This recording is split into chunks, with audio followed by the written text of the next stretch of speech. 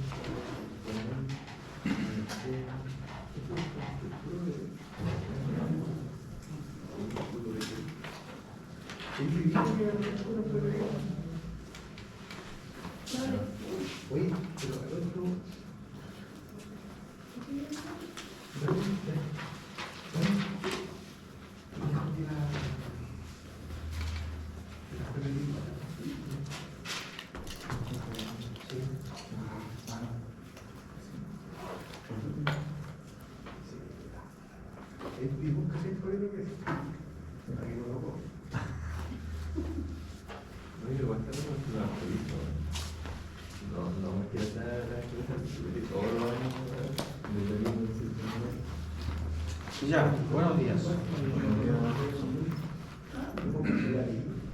Bueno, como ya hemos comentado en la sesión pasada,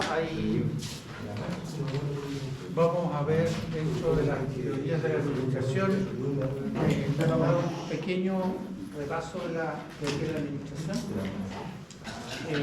Donde a lo largo de la historia se han ido poniendo énfasis diferentes corrientes, diferentes tendencias desde la administración científica, teoría general de administración, después cobró mucha fuerza los enfoques cuantitativos, la aplicación del álgebra y de matemáticas para poder resolver y buscar la eficiencia en el desarrollo de los procesos de producción.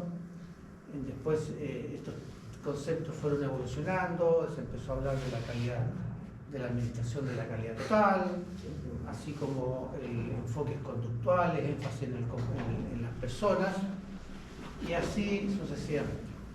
Y dentro de esa historia de la administración que data de miles de años, que hay evidencia en las construcciones antiguas, que hay evidencia de que hay muestra de prácticas de administración.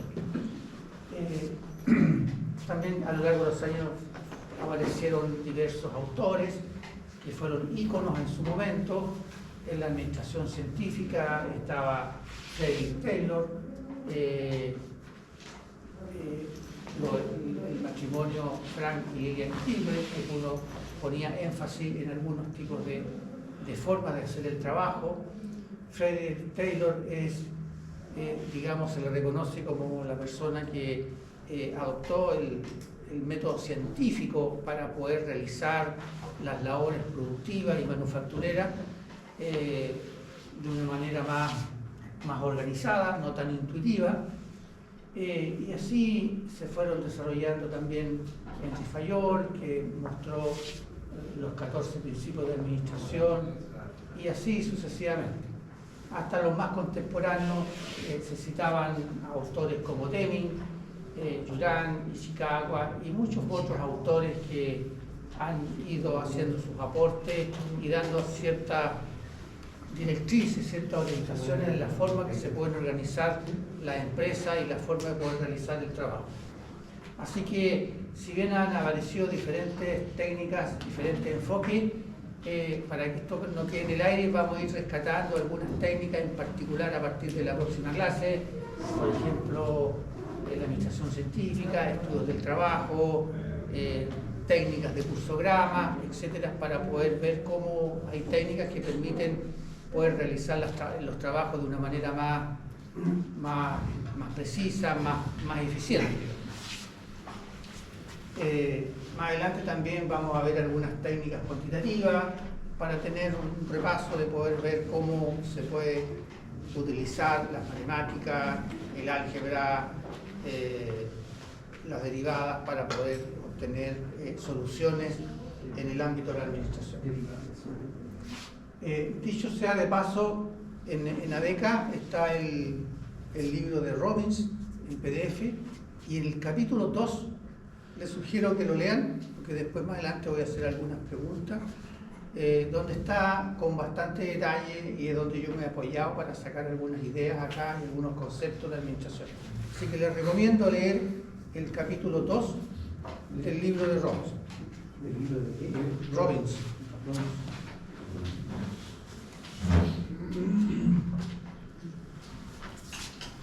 Robbins.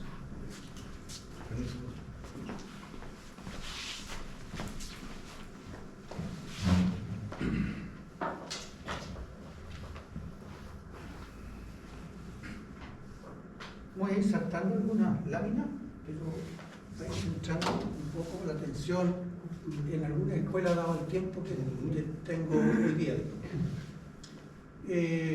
Podríamos rescatar que la revolución industrial fue un hito importante, digamos, en los cambios de paradigma, en los cambios de la forma de gestionar las organizaciones, en la cual se puso mucho énfasis en la división del trabajo, de manera tal que en el fondo la división del trabajo significa que antes todas las personas hacían varias actividades para realizar un producto, y la división del trabajo significó poder identificar partes del trabajo, identificar personas que podían hacer el trabajo de manera mucho más eficiente alguna parte del trabajo. Entonces, en un proceso productivo que tiene una serie de componentes y etapas, lo que se puso énfasis en que era encontrar las personas o lograr que las personas puedan adquirir la habilidad en alguna de esas partes del trabajo. No todas las personas podían tener la misma habilidad en todas las etapas. Entonces se fue buscando la forma de poder lograr identificar habilidades para determinadas etapas en el trabajo. Y eso logró un cambio cuantitativo en los resultados y en los niveles de producción. Aquí voy a detener un poco. Dentro de las teorías generales de administración también aparecieron Henry Fayol, que da cuenta de las funciones de la administración, que en su momento se hablaba de que para poder gestionar las organizaciones había que considerar funciones tales como planificar, organizar, mandar, coordinar y controlar. Y a su vez se desarrollaron los 14 principios de administración, que en el mismo capítulo 2 aparecen más detallados, que son del año de 1800, 1900, y que muchos de ellos siguen estando vigentes, digamos. Como principios de administración estaba la división del trabajo, la especialización, como decía, aumenta el rendimiento al hacer más eficiente a los empleados, la autoridad, la disciplina, etc. Eran los 14 principios de administración que fueron formulados en su momento por Henry Fayol. ¿Sí? ¿La presentación la subida? Está. Se llama Funciones de la Administración.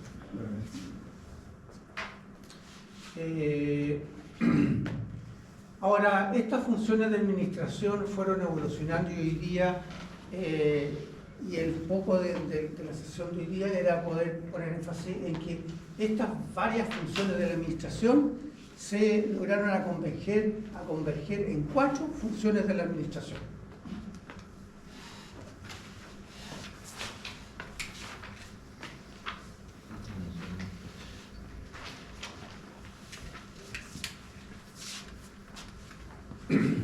Y las funciones de la administración que también están desarrolladas, y el libro de Robbins, el libro de Robbins está estructurado, digamos, y considera con mayor detalle cada una de las etapas de la administración. Es decir, en las funciones de la administración, yo creo que si bien tienen sus buenos años, este acuñamiento de estos 4 términos siguen estando vigentes hoy día, que son la etapa de planificar, organizar, dirigir y controlar. Entonces, diría yo que este concepto de las funciones de administración ha sido bastante poderoso y permite ir organizando las iniciativas o los emprendimientos, etc. De modo tal de poder ir poniendo en práctica estas 4 funciones de la administración. La primera parte, planificación, consiste en aspectos tales como fijar objetivos, fijar metas, fijar estrategias, trazar planes para coordinar las actividades. En la etapa de organizar, determinar qué hay que hacer, cómo hay que hacerlo, quién lo va a hacer, implica crear una estructura, la organización, un organigrama, canales de comunicación, etc. En la tercera etapa, dirigir, significa desarrollar capacidades para dirigir y motivar a los participantes a resolver conflictos. Y en la etapa de controlar, significa vigilar las actividades para asegurarse que se realicen en función de lo planificado. De modo tal que en estas 4 grandes áreas, digamos, hay diferentes técnicas que apoyan a esto, y nosotros en el transcurso del curso vamos a estar viendo técnicas que apunten a estas etapas. Vamos a hacer algunos ejercicios más adelante en función de aspectos relacionados con la planificación, que significa cómo definir objetivos, cómo definir una misión, cómo definir una visión, cómo definir objetivos, después cómo se pueden controlar esos objetivos, etc. Principalmente le vamos a dar énfasis a esta primera y esta última etapa.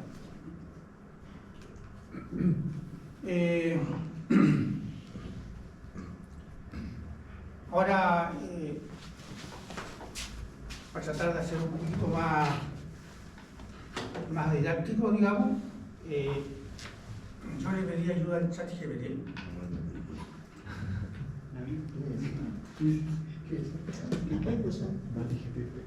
Entonces la pregunta era: ¿qué tipo de actividades se deben considerar en relación con las 4 funciones de la administración para el caso de una empresa de reparación de instalación eléctrica de mediana tensión? O sea, no soy experto en el tema, pero le puse ese mensaje para que me orientara y me diera alguna idea de cuáles eran,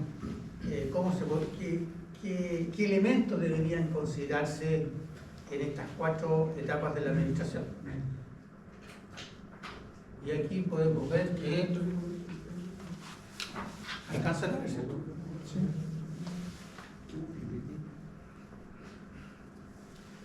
En la etapa de planificación, ¿qué es lo que nos dice? En esta etapa, como digo, se definen objetivos y las estrategias para alcanzar el éxito de las empresas.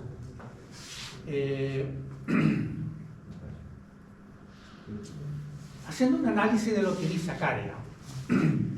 Bueno, cuando uno desarrolla alguna actividad, tiene que plantearse algunos objetivos y estrategias. Y la estrategia en el fondo es decir, el cómo voy a lograr un objetivo, qué actividades tengo que realizar para definir y poder lograr un determinado objetivo. Y hay varias técnicas para poder definir estrategias, digamos. Y aquí en clase vamos a ver algunas que encontré bien interesantes, que ustedes más de alguna vez han escuchado, que el análisis FODA. Es definir amenaza, fortaleza, variables internas que son fortalezas y debilidades, y ámbito externo, analizar amenazas y oportunidades. Y uno puede cruzar estas 4 variables, digamos, y en función de eso pueden comenzar a aflorar el color que deberían tener determinadas estrategias. Es decir, una empresa depende a la combinación de estas fortalezas, debilidades, amenazas y oportunidades. En función de esa combinación uno le puede dar luces si mi estrategia va a ser ofensiva, va a ser agresiva, va a ser de supervivencia o de adaptación al mercado. Entonces, cuando uno quiera desarrollar alguna estrategia que dice ahí, hay que buscarle alguna lógica, digamos. Hay varias estrategias, varias formas de buscar una lógica, de cuál sería el camino. Entonces, una de las formas que me pareció interesante y que lo vamos a desarrollar más adelante es poder hacer una combinación, identificar fortalezas, debilidades, colocarle un número para que analizando ese resultado me digan, mire, su estrategia deberían ser de este color y no otro. Así que más adelante vamos a hacer un ejercicio aquí en sala práctico de eso. O sea, objetivo significa el qué se va a hacer, digamos. La estrategia van a indicar el cómo se van a lograr esa estrategia. Esto después lo volveré a repetir, traducido en un plan de acción en que para que ustedes conozcan esta técnica o poder estar en condiciones de diseñar un plan de acción, que en el fondo anticipo significa definir ordenadamente en una tabla qué se va a hacer, o sea, el objetivo, el cómo, o sea, la estrategia, el cuándo, que es el programa, el quién, que es el responsable, y tercero y lo último, quinto, son los recursos. O sea, ¿cuáles son los recursos? Esa tablita que tiene estas 5 columnas da origen a un plan de acción y que parte con definir objetivos y estrategia. De modo tal que en la etapa de planificación aquí dice establecimiento de metas y objetivos. Metas y objetivos, digamos. Los objetivos generalmente están escritos en palabras y las metas en números. En todos los sistemas de gestión hoy día se exigen objetivos medibles. En el fondo le está pidiendo que defina qué es lo que quiere hacer y póngale número, una meta. Por eso dice establecimiento de metas y objetivos. Y aquí dice a corto, mediano y largo plazo.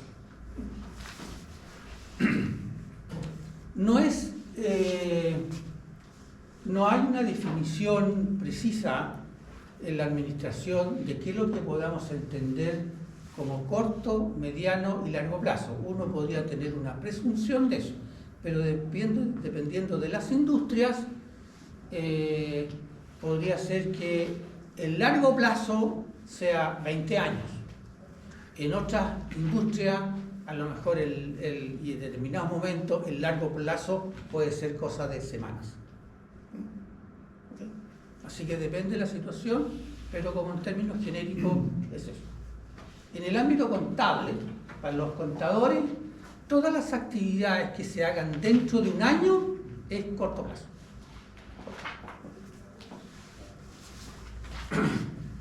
Definir qué áreas de la reparación eléctrica se deben mejorar, qué proyectos deben ser completados y cómo se va a expandir el negocio. Esto es parte de la planificación. Desarrollo de estrategias de mantenimiento preventivo y correctivo.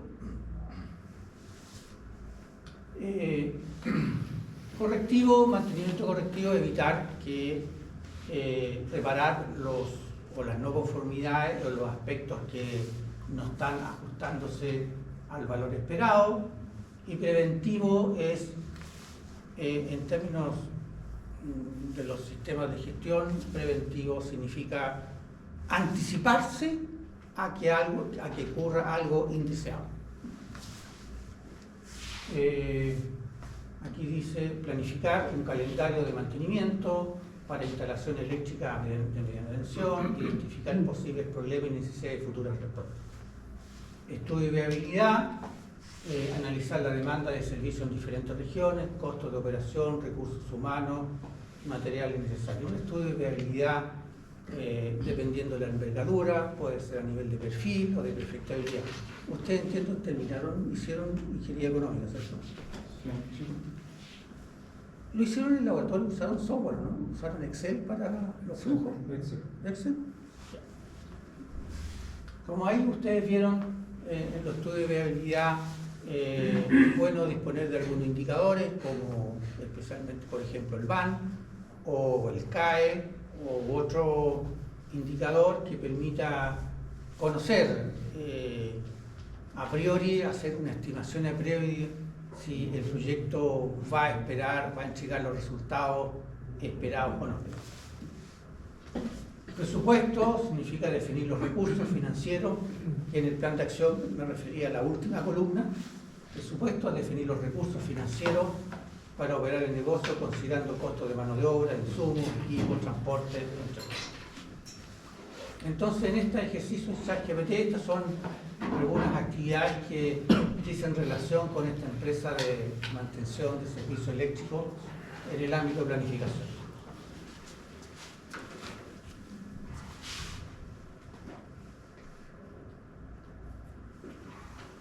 En el ámbito de organización, ¿qué nos dice? La organización se refiere a la asignación de recursos y la estructuración adecuada de la empresa. Las actividades claves en esta fase incluyen definición de la estructura organizacional, establecer roles y responsabilidades dentro de la empresa como técnico de mantenimiento, ingeniero, personal administrativo, etc. Es decir, definir el organigrama, por grande o pequeño. Eso es bueno considerar hacer un prediseño de esa estructura organizacional para saber cómo la empresa se va a hacer cargo de una iniciativa. Asignación de recursos, determinar los equipos y herramientas necesarias para realizar reparaciones e instalación eléctrica, así como los vehículos para transporte de trabajadores y material. Asignación de recursos, aquí está genérico, se refiere a recursos humanos, técnicos, económicos, financieros, informáticos. Contratación de personal calificado. En esta etapa de organización implica reclutar todo el personal idóneo para realizar las diferentes actividades y establecimiento, entre otros, de protocolos de seguridad, dado que el trabajo eléctrico de mediana intención implica riesgos que deben organizar y que se deben organizar procedimientos de seguridad y forma de personal al personal para prevenir accidentes.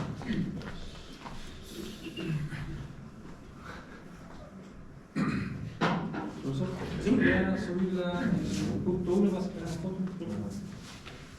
El anterior. Gracias.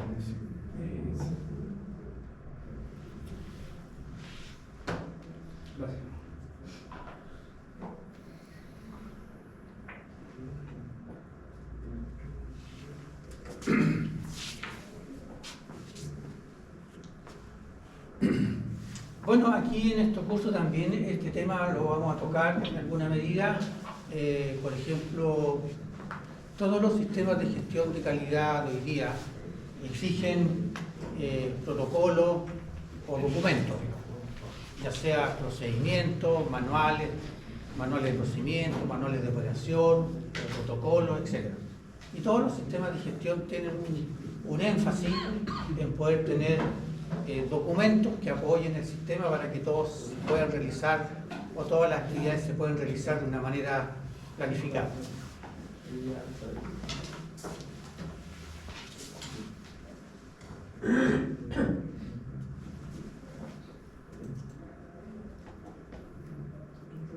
En la parte de dirección,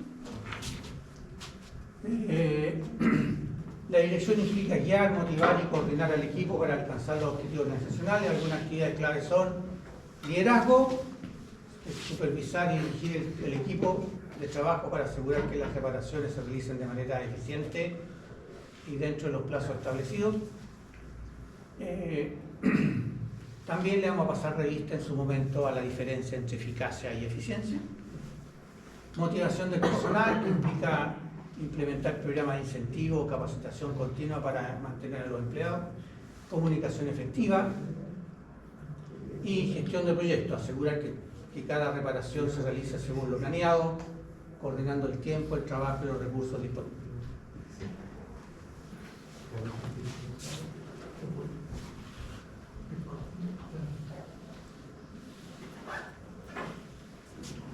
Profesor, dentro de la dirección, es necesario saber una especie de en el proyecto, me refiero. Bueno, ver un organigrama en base a los liderazgos dentro de ese grupo, ¿sí? Sí, en la parte, en la organización, ¿Ya? definir la estructura organizacional. Ahí va el organigrama. El organigrama. El organigrama. Y después, si yo quiero hacer una carta GAN, por ejemplo, o sea, dentro del proyecto como tal, ¿en qué parte iría? La carta Gantt iría en esta etapa de planificación. Claro. El diseño de la carta Gantt, tú estás planificando, porque estás diciendo, mire, este tipo de actividades las voy a tener que realizar a partir de este momento y por tanto tiempo. Lo vale en el cómo, en el control. A ver, el diseño de la carta Gantt para la etapa de planificación, en la etapa de planificación. Pero después, la otra función que viene es la función de control. Claro, ahí se va. Y ahí uno va monitoreando y va comparando lo planificado con lo real. O sea, la carta Gantt es un elemento de planificación, lo representa al principio. Claro. Ahora, cuando se desarrolla el proyecto, hay que controlarlo. Y una de las técnicas que se usa es la carta Gantt, la carta PER, CPM o cualquier otra técnica.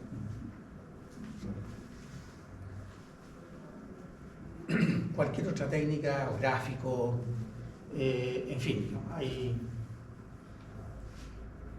varias técnicas que se pueden utilizar en el control, que depende del énfasis del proyecto, las características del proyecto, en la técnica de control que pueda ser más adecuada en esa situación.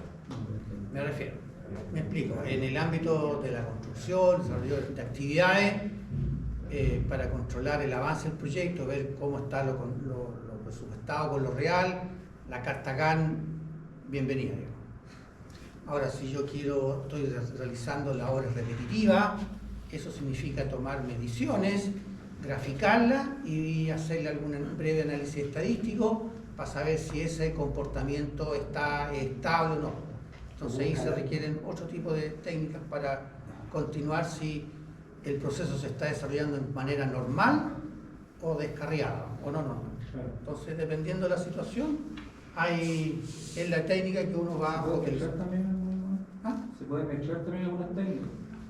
Sí. Por ejemplo, uno puede hacer una carta Gantt global y quizá por situaciones o por procesos se puede ir haciendo otro. Sí. Que eso se hace como una programación rítmica.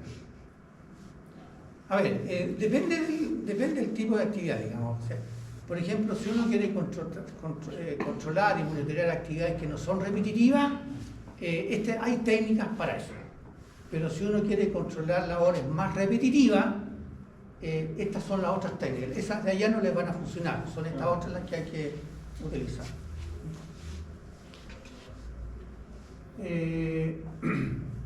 En la etapa de control dice, el control consiste en hacer un seguimiento del desempeño de la empresa y tomando medidas correctivas cuando sea necesario. Algunas actividades clave incluyen el monitoreo del desempeño, dice supervisar la ejecución de los trabajos de reparación, verificar que se cumplan los estándares de calidad y seguridad establecidos, evaluación de costos y tiempo, análisis de la satisfacción del cliente y auditorías de seguridad y calidad.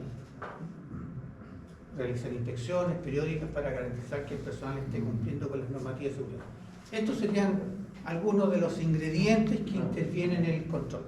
Ahora, dependiendo del énfasis, uno tiene que recurrir a alguna técnica para poner en práctica eso. Por ejemplo, el monitoreo del desempeño, supervisar la ejecución de los trabajos de reparación, verificar que se cumplan los estándares de calidad, etc. Ya, monitoreo del desempeño, a ver qué diablo es lo que voy a medir, digamos. Y eso es realmente un arte, ¿no? Quizá, por ejemplo, estoy hablando del caso eléctrico, por ejemplo, poner variables eléctricas que no están ahí mencionadas, pero podrían ser parte del monitoreo para ver la calidad del trabajo que se hizo, por ejemplo, o que se logró el objetivo. Sí. Por ejemplo. Sí. Mira, en este tipo de actividades para indicadores de gestión, o sea, indicadores que se llaman, un término más elegante, más complejo, es KPI, digamos. Pero en general este tipo de trabajo, digamos, como el que estoy viendo ahí, yo pienso que hay tres variables que se deberían monitorear, digamos.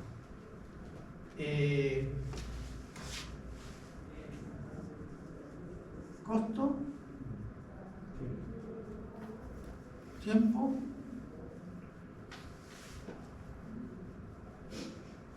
más bien dice más plazos, Rentabilidad, pues.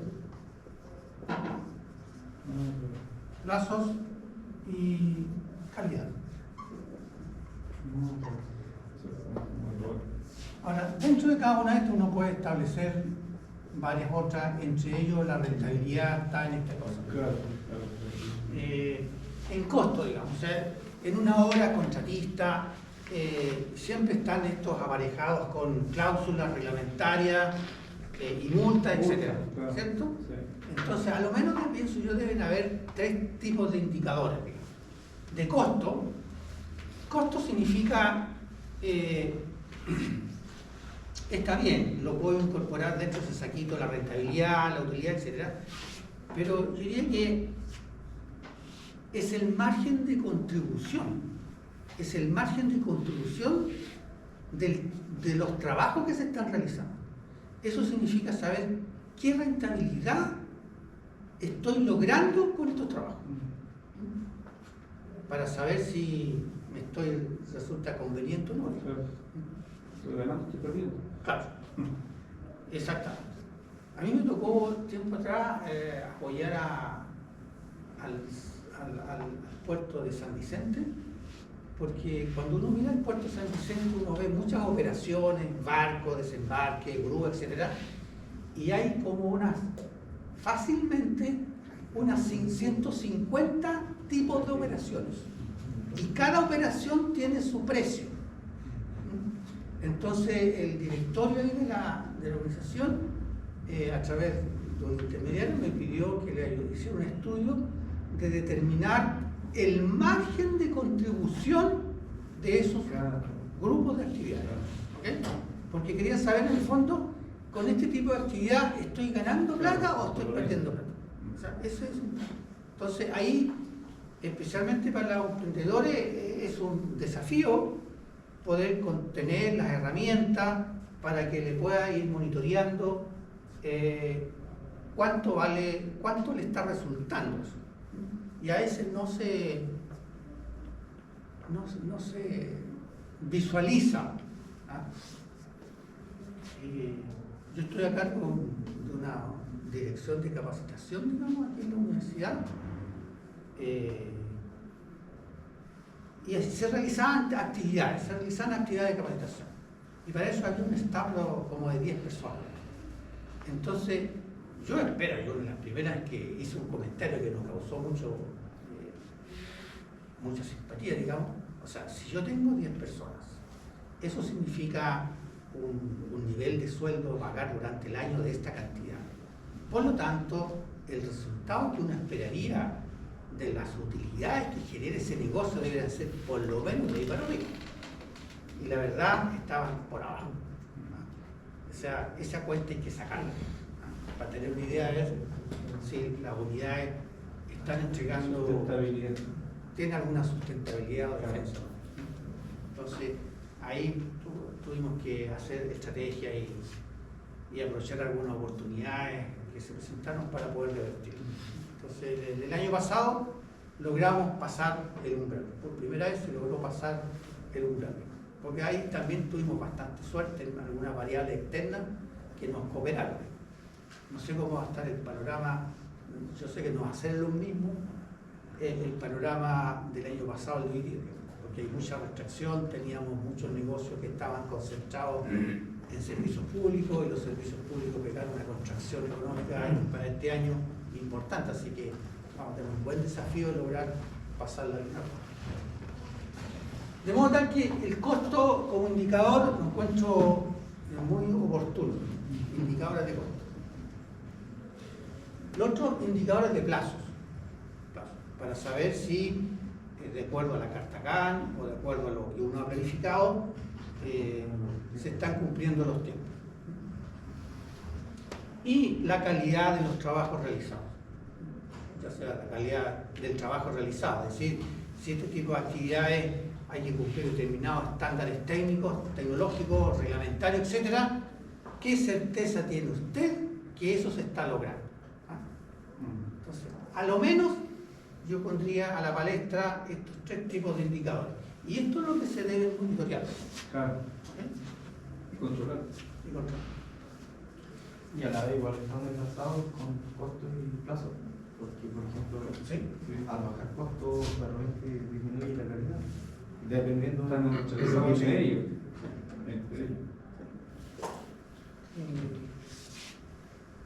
Cierto.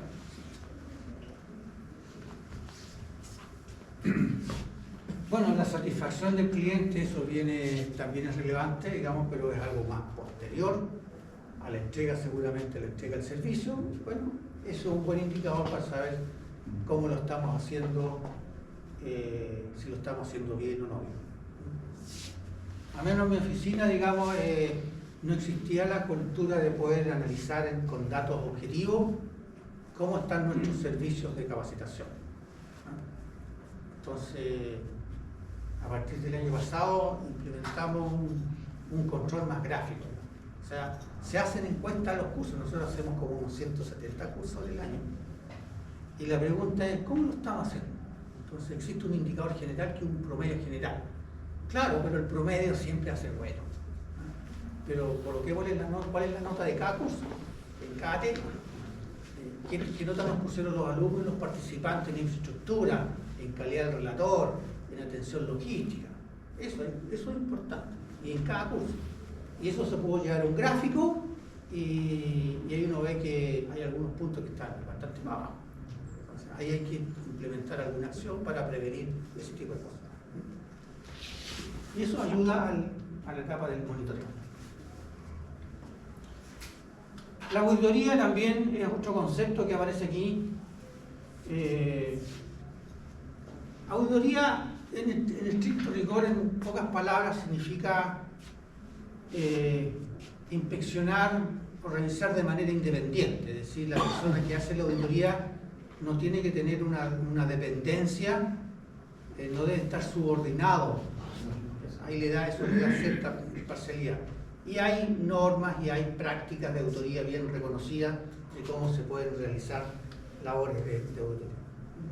Profe, una pregunta, ¿las auditorías siempre deben ser notificadas o no necesariamente?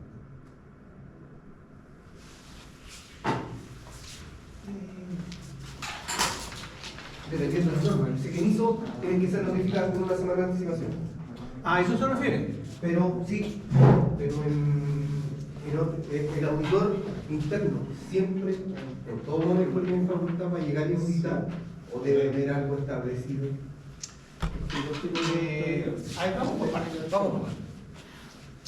Primero, en el ámbito de la auditoría no se trata de ir y pillar a alguien. Por eso la pregunta. Así que en rigor, digamos, todas las auditorías deben ser anunciadas. ¿Ah? A lo menos una semana de anticipación. A menos que esté reconocida una práctica de auditoría que puede ser sin aviso. Pero el interesado, digamos, el usuario, va a saber a priori que le pueden hacer una auditoría no informada.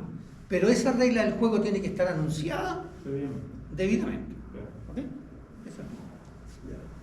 Sí. O sea, no es una práctica universalmente aceptada hacer auditorías sin previo aviso. No es una. Y es ineficiente. ¿Por qué? Porque si yo no aviso y hago una auditoría y tengo que auditar al jefe de producción, oye, pero nadie me asegura que el jefe de producción en ese día va a estar ahí, digamos. Puede estar realizando como parte de su función, están en otra parte. ¿Ah? Entonces hay que avisar. Y avisar significa planificar. O sea, yo debería recibir un plan de auditoría, un programa de auditoría que me diga, mire, yo tal día voy a abordar tales temas y con tales involucrados. Y para eso existe un programa, un plan y un programa de auditoría. Eso es parte del principio básico. ¿Puede estar dentro de la carta de la ley? Sí, perfecto. No es que tiene que dedicarle, no sé, un mediodía o un día entero a eso para solamente. Claro, el auditor tiene que programarse, digamos. Todo eso. Porque la auditoría, en el fondo la auditoría es un examen sistemático e independiente, en base a documentación, a evidencia objetiva. Entonces, ¿qué es lo que está dicho? ¿Qué es lo que está dicho y prescrito respecto a una actividad? Y la auditoría, el auditor es ver si hay alguna desviación. Sí, hay una. Desviación. Profesor, pero bajo esa perspectiva usted dice la idea de la auditoría no es pillar que están haciendo, cómo están haciendo las cosas, bien o mal. Pero cuando uno informa que hay una auditoría, realmente no sabe si las cosas se están haciendo bien o mal, porque las personas y las empresas se preparan para eso, puntualmente para eso. ¿Sí? Para Entonces realmente uno no prepararse sabe. la auditoría. Claro, entonces uno realmente no sabe si a diario o anual lo hace como corresponde. Que eso tiene que estar estandarizado. Hay un estándar, como procedimientos, por ejemplo. Entonces, si te van a auditar, tienes que mostrar que ese procedimiento lo estás cumpliendo, generando A documentación. ver, miren. La auditoría es como una La- oportunidad de mejora en realidad. Eso es lo que busca. A ver, vamos a ver.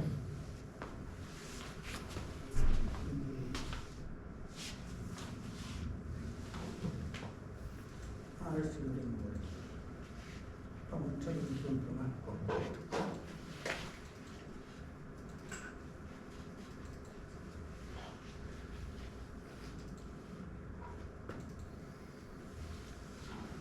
Si yo voy a auditar una norma, digamos,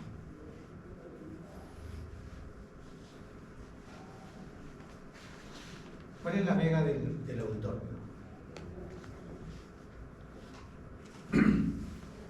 En todas las normas que son, en general, en la norma, uno, ¿qué es lo que audita? Audita, trata de buscar si hay alguna desviación, es decir, algo que debe ser hecho de esa manera, ¿cómo lo estoy realizando ahora? ¿Ok? Si aquí usted dice que tiene que hacer cumplir un determinado secuencia de procesos, evidencia, la facturación debe hacerse de tal manera, eso es lo que se debe hacer. ¿Y qué es lo que cuál es el rol del auditor? Es verificar si esas exigencias se están respetando o no. ¿Ok? Independiente de la persona. Esa actividad se está realizando o no. Si hay una diferencia, uno detecta una desviación. En técnicos concretos se llama un hallazgo. ¿Ok? Digo que hallazgo porque a lo mejor ese detalle, perfecto, hay una desviación, pero ¿se puede solucionar durante el día? Sí, ok, no pasó a mayor. Una observación, un hallazgo. Ahora, si eso no se puede solucionar el día, sino que es ya algo más sintomático, ahí uno dice, lanza un mensaje que dice, esto es una no conformidad. ¿Ok? Ese es el objetivo de la auditoría, detectar si el sistema que está funcionando de acuerdo a lo que usted dijo y cómo iba a funcionar. ¿Ok? Entonces, en las normas y en los sistemas de gestión, uno se fija en esta palabrita. La organización debe demostrar liderazgo. Debe.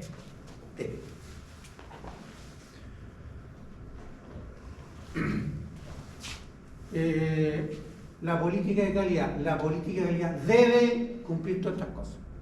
Debe.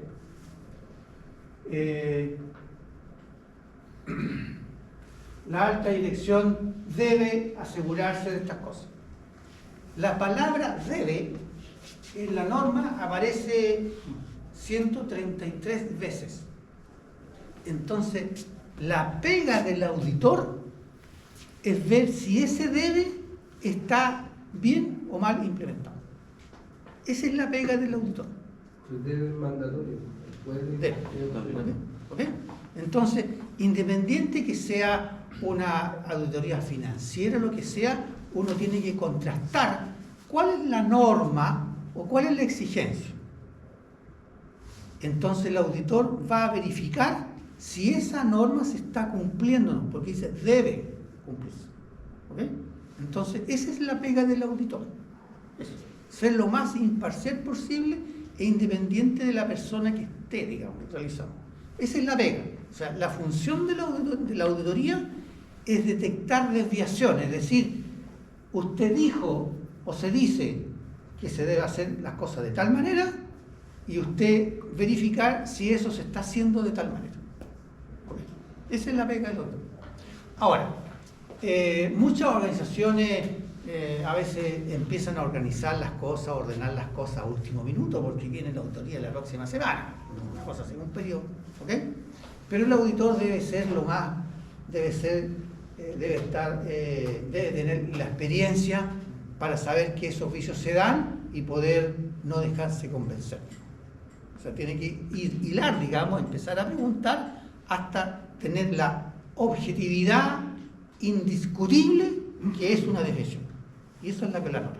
Ese es el informe que entrega. ¿Okay? Como en la auditoría, por ejemplo, los mantenimientos preventivos. Claro. O Ya sea, deberían de cumplirse en cierto plazo, el cambio de claro. fase. Entonces se hace un mantenimiento que debe realizarse cada tanto tiempo, cada un mes, cada X tiempo, el auditor va a verificar que eso se está haciendo o no en ese tiempo. ¿Ok? Entonces, y ahí el que diseña el sistema tiene que ser astuto para no casarse por sí solo. Porque si usted dice que todos los mantenimientos tienen que hacerse al día 30, es una mala disposición, porque yo lo podría hacer el día 29. Pero si el auditor dice que encuentra que no se hizo en el día 30, sino que se hizo el día 29, es no conformidad, porque usted dijo que es 30. ¿Okay? Entonces, eso es el sistema que los que van diseñando el sistema, especialmente documental en las empresas, tienen que ser lo más flexible y astuto posible para no casarse. Para hacer estas compras, el sistema SAP nos dice que tengo que tener 3 cotizaciones. Ya, pero en una localidad no hay 3 proveedores, habrá uno. Entonces, pero si el sistema dice que son 3, son 3, y si tú hiciste uno, es no conformidad. Entonces hay que diseñar el sistema con la debida flexibilidad para no casar a la realidad. Entonces, en definitiva, la pregunta, cuando decía la auditoría, en el fondo es esto, o sea, la pega del auditor es verificar que todos estos debes estén debidamente implementados.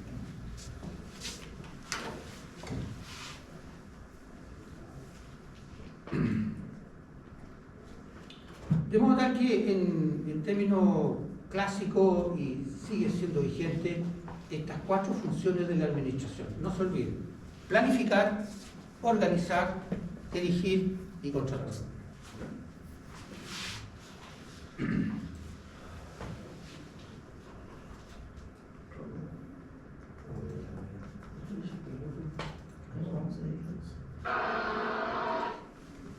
Mira, aquí hay una etapa de cambio de rueda en la Fórmula 1. Años atrás veía esto, el cambio de rueda en la Fórmula 1, y yo tomaba el tiempo y tenía por ahí, no encontré el video, pues se demoraban como 9 segundos. Digo. Era una barbaridad, 9 segundos. Y últimamente, el cambio de las 4 ruedas se demora algo menos de 2 segundos. Entonces, para lograr eso, debe haber una buena planificación, una organización, una dirección y el control. ¿Okay? Entonces, en este cambio de rueda, en planificación, uno se va a encontrar con aproximadamente 20 personas que están alrededor. Aquí va a llegar el auto, aquí digamos. Pero hay 20 personas, aquí se ven algunas nomás, pero en general hay 20 personas cumpliéndose cada uno, un grupo de personas para cada una de las ruedas. Después por aquí va a aparecer el que levanta el auto en la parte de adelante, va a haber otro que lo levanta en la parte de atrás, y también por acá se va a ver los pies de la persona, aquí, que está verificando que no se vaya a meter un auto que venga fuerte por allá arriba. Está en supervisión. Entonces hay 20 personas aproximadamente monitoreando, participando en el proceso. Ahora, para lograr este performance de 2 segundos, sin duda se necesita planificar, definir cuáles son las labores que tiene que hacer cada uno y cuántas personas tienen que estar presentes aquí en esta zona, en diferentes lugares. Organizar, hay jefes, hay supervisores y operadores acá. Dirigir, alguien está monitoreando esto, da la instrucción para que esto opere y se controla. Y el controlar significa ya hoy día, cuando llegue el auto, se está monitoreando automáticamente el tiempo y los segundos que lleva ahí, digamos. Entonces eso permite monitorear. Hay un video que, como dice usted, que va marcando por décadas toda la década y va los segundos que van bajando. Me gustaría ver ese video, no lo vi. Sí, yo lo vi. Se lo encargo. Y ya lo vi Aquí va a llegar el auto. Ahí están organizados ya.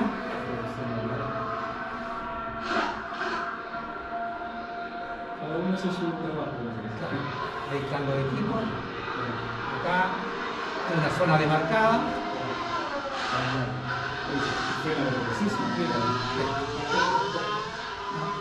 Entonces, eso hay una organización.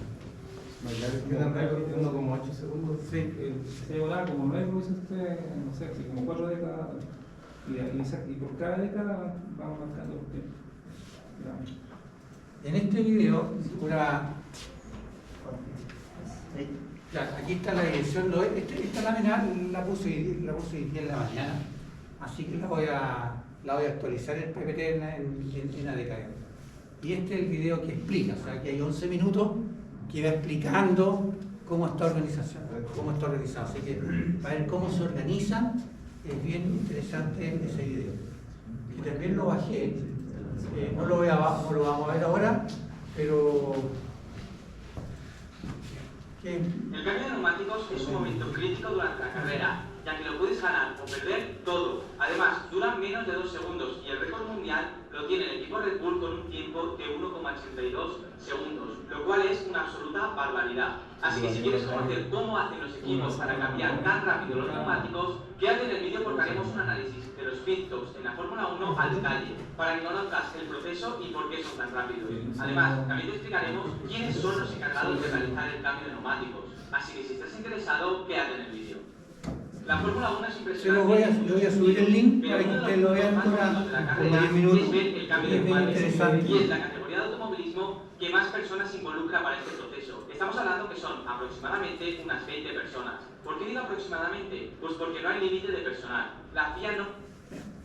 Entonces, hay una muestra, digamos yo, que si uno analiza, hay planificación, hay organización, hay dirección y hay control. Digamos. Entonces siguen estando válidos estas funciones de la administración.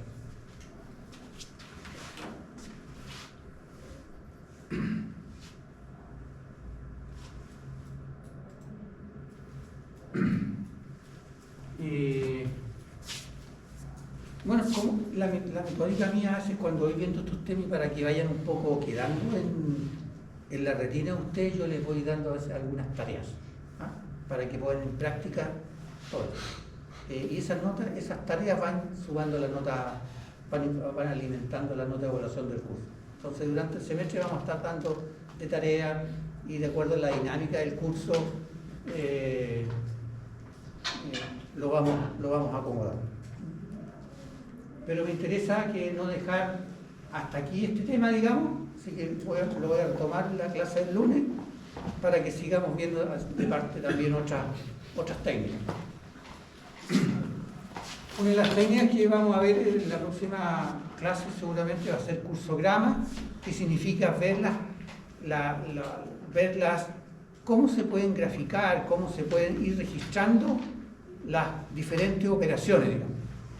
Y para eso hay una técnica que es cursograma, que es parte de las contribuciones del método científico del trabajo, que lo vamos a ver en la próxima clase, y también vamos a hacer algún ejercicio para que puedan conocer